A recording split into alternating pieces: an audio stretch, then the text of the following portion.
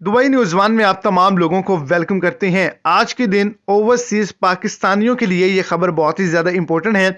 जितने भी overseas Dubai के अंदर मौजूद हैं या फिर यूएई की किसी भी रियासत के अंदर मौजूद हैं, उनके लिए हंगामी न्यूज़ को, हंगामी कानून को शेयर किया गया है। आज के दिन टैक्स के हवाले से एक बड़ी अपडेट मिली है, जिसके अंदर जितने भी वर्कर हजरात पाकिस्तान से बाहर हैं, वहां पे कमाई करते हैं, वहां पे रहते हैं, उन पे एक बड़ा टैक्स लगाया गया। इसी हवाले से आगे चल के मुकम्मल तर डिटेल्स आपको इसी शॉर्ट सी वीडियो के अंदर मिल जाएंगी।